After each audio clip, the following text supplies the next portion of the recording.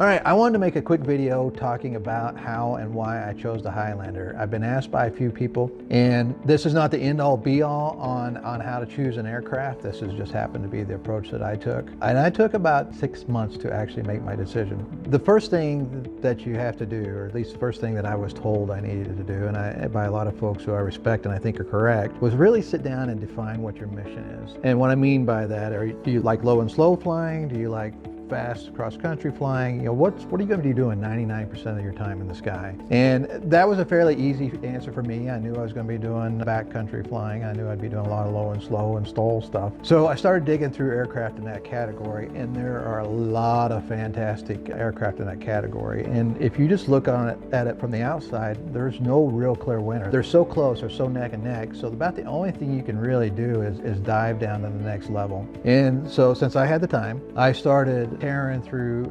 collecting data just about anywhere I could find it, not just from the factory website. I also went to people that actually owned the aircraft. I went to the forums. I asked a lot of questions. I test flew what I could. Unfortunately, the COVID put a kibosh to a lot of that. In the end, I ended up creating a massive spreadsheet. I was looking at cruise speed, stall speed, climb rate, useful load, takeoff distance, landing distance, range, flight handling, ground handling, stall characteristics, lead time, kit cost, build time, service.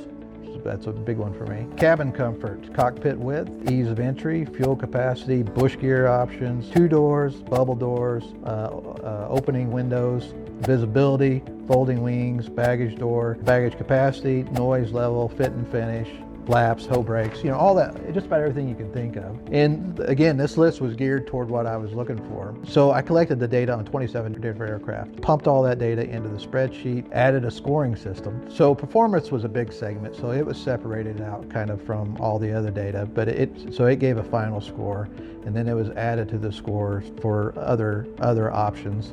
That was all tallied, and it came up with a score, and the low score is actually what won. That was the way the spreadsheet was set up. And in the end, for me, it was the Highlander, and that was before any performance upgrades or mods. There were a lot of airplanes that were super close, and to be honest, I'd love to have any one of them. I'd say some ones that were really close were Super Stoll by Just Aircraft, just about anything by Rands, the Kit Fox, the Badlands Traveler, Bearhawk, you know, a whole bunch of those airplanes were just fantastic, and they were honestly neck and neck. So a lot of it depends on what you're looking for, and for me, Highlander's performance speaks for itself, plus some of the great options that it has. For instance, the massive cargo bay. I love the large cargo bay. You can camp in the aircraft if you want to. I love the folding wings, to be honest. I think that's a great option, just if you happen to get stuck out in the backcountry for whatever reason, engine failure or whatever, you can drag that thing out if you need to. Funny things like the bubble doors, which a lot of aircraft have, but most of them don't have an additional window that you can open up.